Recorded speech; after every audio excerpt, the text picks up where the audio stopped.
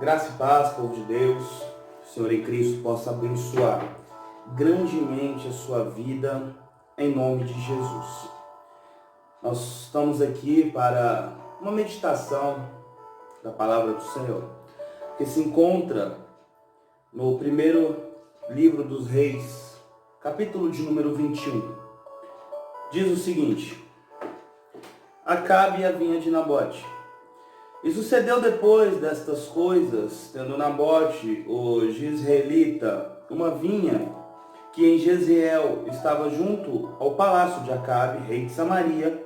Então falou Acabe a Nabote, dizendo: Dá-me a tua vinha, para que me sirva de horta, pois está vizinha ao lado da minha casa, e te darei por ela outra vinha melhor, ou, se parece bem aos teus olhos, dar-te-ei o seu valor em dinheiro. Porém Nabote disse a Acabe: Guarda-me o Senhor, de que eu te dê a herança de meus pais. Então Acabe veio desgostoso e indignado à sua casa, por causa da palavra que Nabote, o jezreelita, lhe falara, quando disse: Não te darei a herança de meus pais.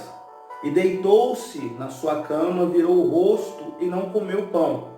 Porém, vindo a ele Jezabel, sua mulher, lhe disse: Que há, que está tão desgostoso o teu espírito e não comes pão? Versículo 7. Então Jezabel, sua mulher, lhe disse: Governas tu agora no reino de Israel? Levanta-te, come pão e alegra o teu coração. Eu te darei a vinha de Nabote, o jezreelita.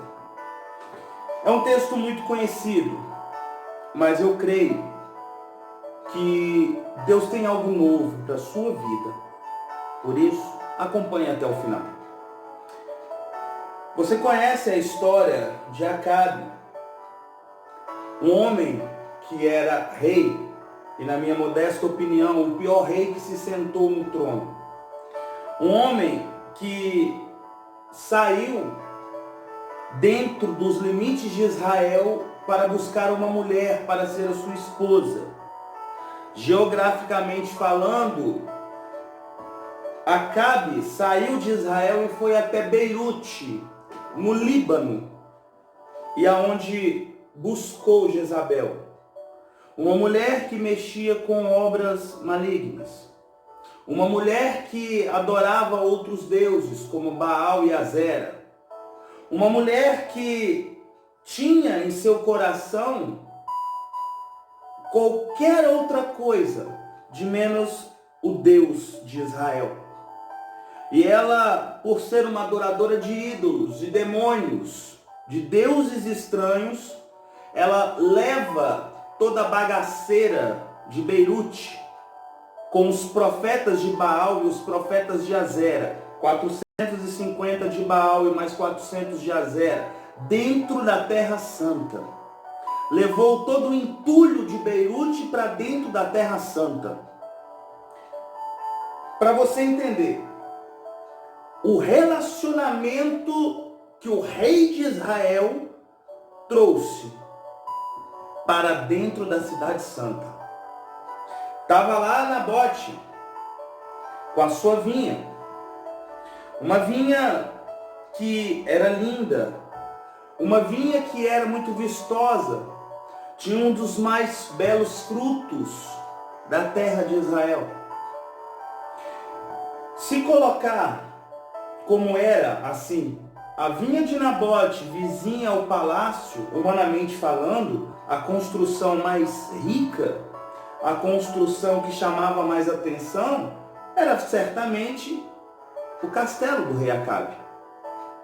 Porém, a vinha de Nabote ofuscava o castelo de Acabe, porque as pessoas olhavam, o próprio Acabe, ele olhava para a vinha e desejava, ele queria aquela vinha, ele desejava ter aquela vinha, mas não por causa dos próprios frutos, mas ele desejava e almejava transformar a vinha de Nabote em horta.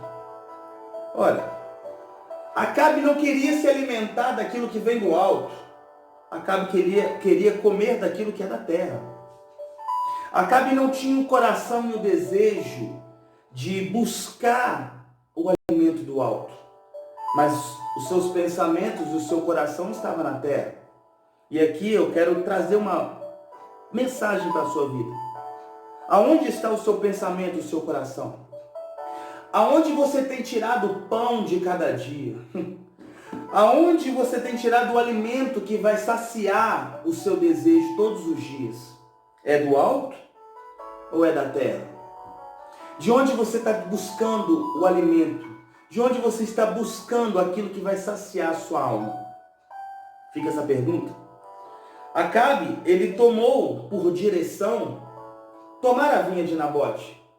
E eu posso imaginar ele colocando a sua coroa, a sua capa, pegando o seu cetro e indo à vinha de Nabote com seus guerreiros, seus súditos, seus cavaleiros. E quando ele chega na porta da vinha de Nabote, um dos seus súditos chama Nabote. E Nabote vem correndo, se ajeitando quando vê o rei. Ele se curva diante do rei. A Bíblia não relata isso, mas é um pensamento, uma visão minha, para você viajar comigo. E quando ele se ajoelha para saudar o rei, para cumprimentar o rei, Acabe fala e coloca sobre seus pés. E ele comenta da vinha. Nabote então o convida, vamos entrar, conheça a vinha. E ele olha e fica feliz, satisfeito com o que vê. E ele tem um desejo no seu coração e fala, eu quero essa vinha para mim. Quanto você quer pela vinha? Nabote olha para Acabe e fala, guarda-me o Senhor, de que eu te venda ou te dê a herança dos meus pais. Deus, ele colocou algo para você cuidar. Filipenses 2,12, operai a vossa salvação com temor e tremor. A sua salvação é herança de Deus. Operar em Filipenses é trabalhar. Trabalhe pela sua salvação com temor e tremor. Temor e tremor de quê, pastor? De perdê-la. Porque se você perder a sua salvação, você não vai consegui-la de novo. Só que a vinha de Nabote, a própria vinha tipificando, nós podemos trazer ela como o seu ministério. Há pessoas que estão olhando para o seu ministério pessoal, para o seu ministério, estão querendo ter ou ser igual a você. Pessoas que estão te observando, a maneira como você louva, a maneira como você prega a palavra, a maneira como você consegue administrar os objetos sagrados de Deus, a maneira como você trabalha dentro da casa do Senhor. Pessoas querem ser igual a você, e isso causa inveja, isso causa um desconforto em alguns, e as pessoas querem comprar o seu ministério. Pessoas estão querendo ter aquilo que Deus te deu, aquilo que é herança de Deus. E Deus me trouxe aqui e me incentivou e me estimulou a te dizer desta mensagem: não venda o seu ministério. Assim como Nabote se colocou firme perante a vinha, que foi herança dos pais de Nabote, Deus está me autorizando a te dizer, não venda o seu ministério. Porque tem pessoas que estão batendo na sua porta para te dizer, quanto vale o teu ministério? Quanto vale a herança dos teus pais? Pastor, como assim? Foi Deus que te deu. O seu ministério é a herança de Deus para a sua vida. Não venda aquilo que Deus ele deixou como herança para você, através do sacrifício de Jesus Cristo. Pessoas estão batendo na sua porta para te dizer, quanto vale? Quanto você quer pelo direito de nunca mais entrar dentro de uma igreja? Alamanto e emavassar, Jesus. Quanto você quer pelo direito de nunca mais poder ler a palavra de Deus?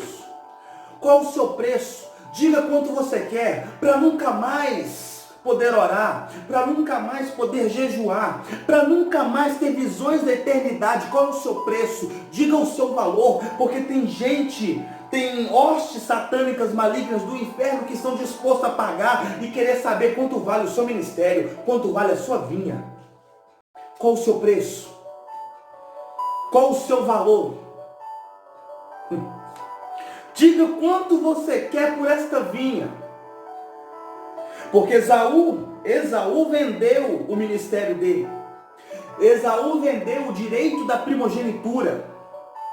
O chamado era para Esaú, não era para Jacó. Só que Deus, nesta noite, neste dia, seja qual for o horário que você está vindo assistindo esse vídeo, Deus está falando com você: não venda o seu ministério. Não troque. Não faça nada, porque o que Deus te deu, Ele deu para você. Não peita, Deus está me autorizando a falar para algumas pessoas que estão querendo parar agora. Estão pensando neste momento que o mundo atravessa, estão pensando em parar. Mas Deus está falando: não pare. Prossiga em frente.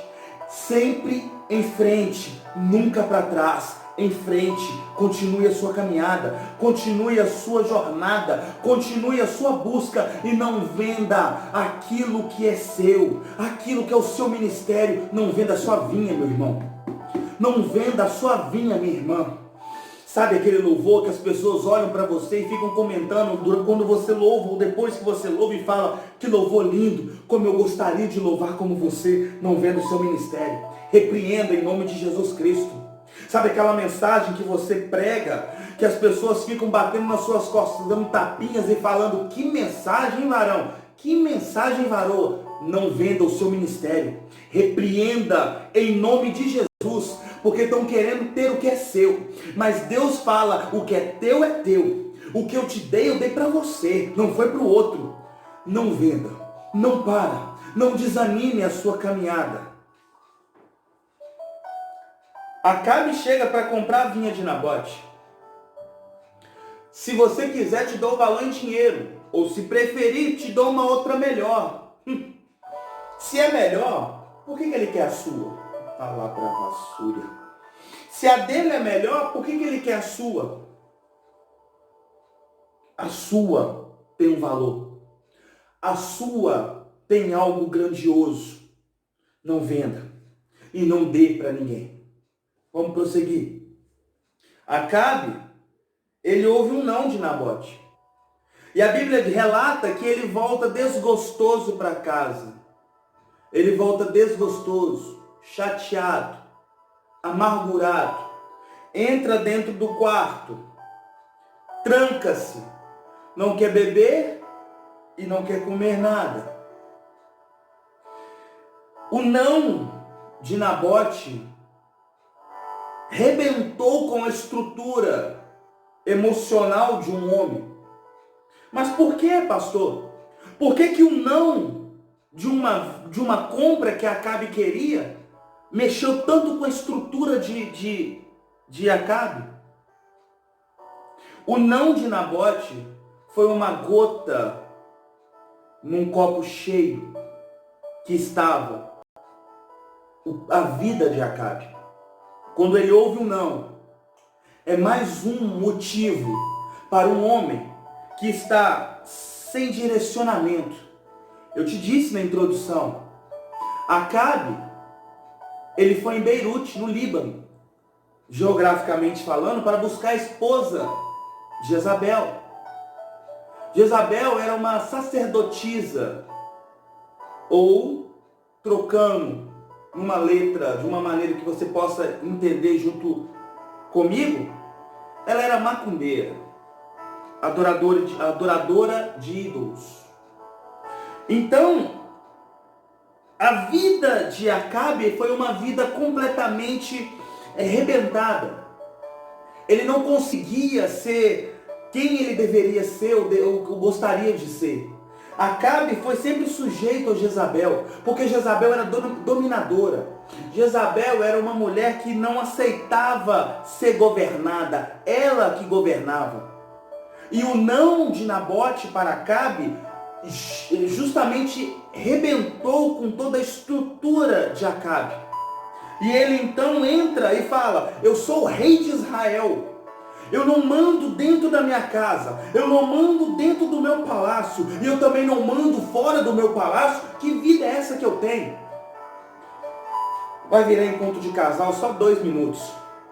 Eu estou ministrando para algumas pessoas aqui, mulheres bravas, que parece que tem, quando vai falar, tem um facão na mão. Geração Maria Bonita, que não conseguem ouvir a voz do marido. Acha que as mulheres, elas são as donas das razões. Mulheres que não entendem na palavra de Deus, que Deus, quando cria, ele cria o homem, ele tira do homem uma costela para fazer Eva. Mas a costela não está na frente, a costela não está atrás. A mulher não tem que achar que tem que ficar mandando, nem também andar atrás do homem. A mulher, ela é uma adjuntora, uma auxiliadora. Mulheres que estão tomando governo e não querem mais cuidar dos seus maridos. A geração de hoje em dia é uma geração onde o mundo se tornou capitalista. E as mulheres, elas estão tendo, sim, um poder aquisitivo financeiro. Talvez a maioria delas, ou a minoria, não acompanham tão bem essa questão do jornalismo, mas a mulher hoje se tornou uma peça fundamental dentro do lar, uma auxiliadora que às vezes ganha até mais do que o próprio marido. Mas para você entender essa situação toda, a mulher, ela está perdendo o foco e não está mais sendo aquela pessoa que vai estar cuidando do lar, que vai estar cuidando do marido, que vai estar cuidando dos filhos, para que o homem possa sair para trabalhar. O mundo proporcionou toda essa reviravolta. E muitas mulheres hoje se tornaram chefe de lar. Por quê? Porque o homem não está exercendo o seu papel. E por a mulher se tornar o chefe do lar, ela acha que tem que governar em todo local. Ela está perdendo uma das principais características dela: ser submissa. Submissa não é questão que o homem tem que pisar e maltratar a mulher. Submissa é a mulher entender que Deus, ele cria o homem e dá para o homem a missão. Qual missão? A missão de governar o jardim no Éden. Era a missão do homem. Submissa é ser abaixo. Missa, aí está falando de missão. A mulher tem que entender que ela está abaixo da missão dada de Deus para o homem. A missão de governar o Éden era do homem e não da mulher. Mas eu não estou falando que a mulher tem que parar de trabalhar. Eu não estou falando que a mulher tem que deixar de ter os seus afazeres, a sua vida privada. Não estou falando isso. Mas eu estou falando a respeito de a mulher auxiliar o marido. Entendendo a mulher que o homem é o cabeça da casa. Perdão. Entendendo a mulher que o homem é o chefe do lar. E cabe a você, mulher, que talvez esteja vivendo uma vida onde o marido não toma posição, cabe a você, como auxiliadora, ajudar o seu marido a crescer como homem, mentalmente e espiritualmente. Homens, Deus disse para que nós, homens, temos que cuidar das nossas esposas, assim como Cristo amou a igreja. O homem tem que amar a sua esposa, assim como Cristo amou a igreja. E como Cristo amou a igreja, dando a vida por ela. O fato da sua esposa estar se comportando de alguma maneira é porque você não está dando amor, não está cuidando, não está tratando dela como você deveria tratar. Fazendo de tudo para que ela seja feliz. Porque uma mulher feliz é sinal de que o homem também vai ser feliz. Faça a sua esposa feliz. Dê a ela toda e qualquer condição para que seja uma pessoa feliz ao seu lado. Eu tenho certeza que você, homem, vai ser feliz, porque a sua esposa vai estar feliz. Dê sua vida para que ela se sinta bem. Toda a situação básica de uma casa é responsabilidade do homem. Tudo aquilo que o homem necessita, tudo aquilo que um lar necessita, de forma básica, é responsabilidade do homem. As contas, água, luz, o alimento básico que é necessário, ter um lar para morar, isso tudo é básico. E é responsabilidade do homem. A mulher entra como auxiliadora, uma internet, entrando como alguma coisa incrementando. Isso é ser auxiliadora. Homens, é responsabilidade sua cuidar do seu lar. Ser um sacerdote é ser o provedor do lar. Quando há uma inversão, a mulher se torna o homem da casa e o homem se torna a mulher da casa, há uma deturpação de caráter. Ou seja, o caráter do homem e da mulher se confunde. E o homem perde a sua característica de homem. E a mulher perde a sua característica de mulher. Fazendo assim uma confusão extrema. Derrubando muitos lares por aí. Homem, seja um homem da sua casa. Tome a posição que lhe é devida. Mulher, ande conforme a palavra de Deus fala. Seja uma auxiliadora, para que Deus possa te honrar poderosamente. Em nome de Jesus. Fechou o encontro de casal. Estamos aqui dentro dessa situação que eu expliquei. Acabe e Jezabel. Dentro de tudo isso, Acabe se torna mulher, Jezabel se torna homem. Me prova isso na Bíblia, pastor. Te provo agora. Jezabel chega para Acabe no versículo 7 de 1 Reis, do capítulo 21, e fala: Então Jezabel, sua mulher, lhe disse: Governas tu agora no reino de Israel? Ponto de interrogação. Ela fez uma pergunta. Por acaso, é você que manda no reino de Israel, Acabe? A pergunta de Jezabel para Acabe foi essa. Jezabel, ela toma a direção. Mas sabe o porquê que Nabote falou não para Acabe? Para você entender que algumas respostas do presente está lá no passado. Então, eu tenho que voltar à palavra do Senhor. Em 1 Reis, capítulo de número 17, no primeiro versículo diz o seguinte: Então Elias, o tisbita, dos moradores de Gileade, disse a Acabe: Vive o Senhor, Deus de Israel, perante cuja face estou, que nestes anos nem orvalho, nem chuva haverá, senão segundo a minha palavra. Elias, ele profere algo aqui, que mexeu com a estrutura de um reino. Ele disse a Acabe que não haveria chuva, nem orvalho, aquele sereno, quando você está no campo, e bem cedinho, 5, 6 horas da manhã, você chega lá no gramado, e você vê aquela grama um pouquinho molhada, aquele sereno ou orvalho. Nem aquilo desceria sobre Israel, segundo a palavra de Elias. Isso foi no passado. A vinha de Nabote, eu disse que no capítulo 21, eu disse no começo, que era a vinha, que era uma das mais lindas vinhas em Israel.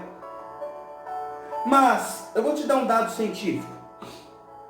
Uma vinha, para sobreviver, ela precisa de 750 milímetros de água por ano.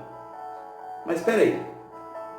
Se a vinha precisa de água, 750 milímetros de água por ano para sobreviver, e Elias, há 3 anos atrás, ele proferiu uma palavra que não haveria chuva nem orvalho, como que a vinha de Nabote estava sobrevivendo então? É porque Nabote, ele pegava um balde todo dia e andava cerca de 30 a 40 quilômetros até o Rio Jordão. Isso não está na Bíblia, isso é a revelação que Deus me deu. E ele ia andando um dia de caminhada, pegava água no balde, voltava até a vinha e jogava água na vinha, para que ela pudesse sobreviver. Nabote carregou água durante um bom período para que a vinha dele pudesse sobreviver. E aqui eu quero te dizer que é o tema da mensagem, carregadores de água. Nabote não mediu esforços para a vinha dele sobreviver.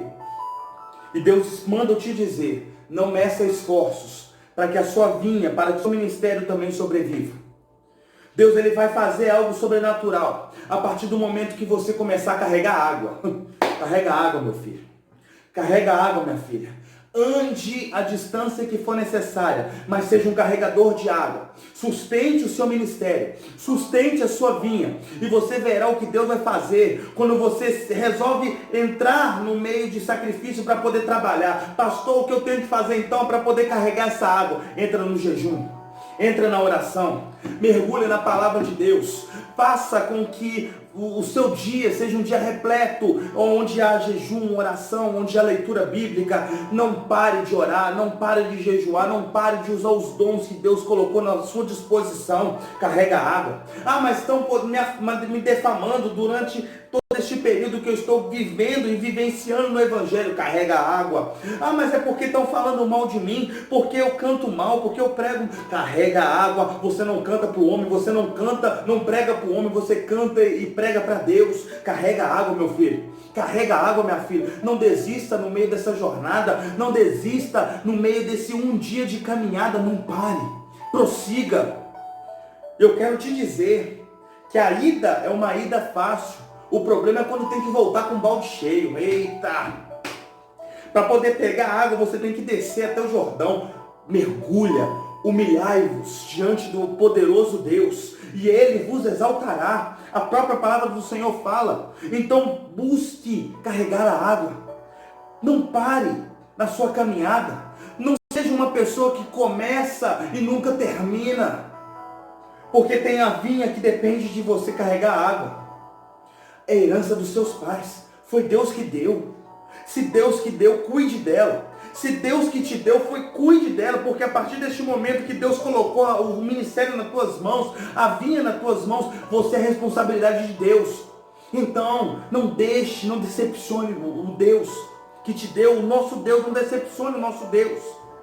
Você pode decepcionar o homem, mas nunca Deus. Carrega água. Por mais complicado que seja, carrega água. Você vai perder meia dúzia de amigos, carrega água. Você pode até parar de viver um meio social, onde que para você é interessante, mas carrega água, porque Deus é Ele que vai te sustentar. Deus Ele vai fazer a sua vinha prosperar. Carrega água, meu irmão. Carrega água, minha irmã. Não pare nessa caminhada da vida. Seja uma pessoa que vai buscar, dentro daquilo que Deus tem preparado para a sua vida, algo grandioso. É por isso que Nabote deu um não para Acabe. Porque na época de carregar água, ele carregava água sozinho. Não tinha ninguém para ajudar. A vida do profeta, a vida do profeta muitas das vezes é fazer o percurso da vinha até o Jordão sozinho. Meu Deus do céu. A vida do profeta ou da profetisa muitas das vezes é caminhar sozinho até o Jordão e carregar água sozinho. Não se preocupe se você está indo ministrar e não tem ninguém indo com você. Palavra vassúria. Não se preocupa se em meio a essa caminhada as pessoas que falaram que iam com você até o Jordão não estão indo mais. É porque Deus deu a vinha para você. A responsabilidade de manter a vinha viva é sua. É sua. Carrega água. Carrega água.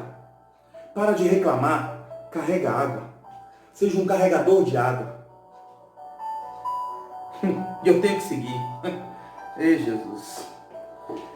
Jezabel, ela chama 2 filhos de Belial. Belial, na mitologia cananeia, era um deus, um demônio. Jezabel chama 2 filhos de demônio, 2 seguidores de demônio, e fala com ele: acusa Nabote falam com eles. Ela fala com eles, acusa Nabote. Invente que ele fez alguma coisa. E aí eu terei poder de mandar matar Nabote.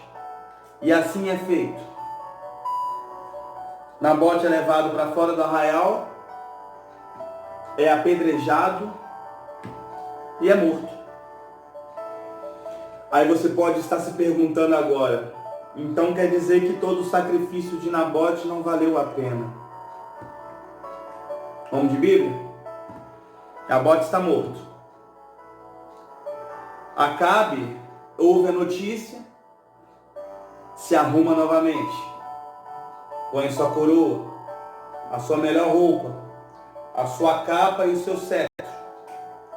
Desce do castelo, vem descendo as escadas para tomar à força aquilo que não é dele. E antes mesmo disso tudo acontecer, eu posso imaginar e contemplar Deus da eternidade, mancipando os olhos para a terra e falando: enquanto os avós de Nabote estavam lá, eu não precisava fazer nada, porque os avós de Nabote estavam para defender a vinha. Os avós morreram, mas ficaram os pais de Nabote. Enquanto havia os pais de Nabote, a vinha estava em segurança, porque tinha quem defender. Nabote agora está sozinho na vinha. E ele está defendendo. Só que a partir do momento da sua morte, a vinha está desguarnecida. Não tem ninguém para defender a vinha. E eu posso imaginar o próprio Deus falando: se não tem ninguém para defender a vinha, desço eu agora e defendo a vinha. Mas Acabe não vai tomar por possessão aquilo que não é dele. Então Deus, ele brada da eternidade e fala: Elias, dá um grito. Elias então, e Deus fala com Elias: vá até a vinha de Nabote e fala com Acabe: ai dele de tomar por herança ou por possessão aquilo que não é dele. Elias desce até a vinha de Nabote, segue até a vinha de Nabote, melhor dizendo, se aproxima de Acabe. Eu posso imaginar Elias do jeito que ele era, fogoso como era, colocando o dedo no rosto de Acabe e falando: ai de ti, se tomar esta vinha por possessão. O próprio Deus te fulmina. Acabe teme as palavras de Elias e novamente vai e fica sem comer e sem beber. E aqui eu encerro a mensagem de Deus para a sua vida. Cuide daquilo que é a herança de Deus para a sua vida. Carrega água. Não importa os problemas. Não importa as situações. Nunca venda aquilo que Deus te deu. Porque se necessário for, o próprio Deus desce ao seu favor para defender aquilo que Ele deu para você. Mas queira o inferno ou não, o diabo e o inferno não vão colocar a mão naquilo que Deus te deu. Porque o que Deus te deu, Ele deu para você. E assim eu encerro a mensagem. Que essa mensagem possa te auxiliar. E que você possa entender que mais vale você ser um carregador de água e cuidar daquilo que é a herança de Deus, do que você deixar de mão beijada para quem vai transformar a sua vinha em horta. Não despreze aquilo que Deus te deu e verás a glória de Deus. E assim eu encerro essa mensagem, pedindo a Deus que te abençoe poderosamente. Em nome do Pai, do Filho e do Espírito Santo de Deus.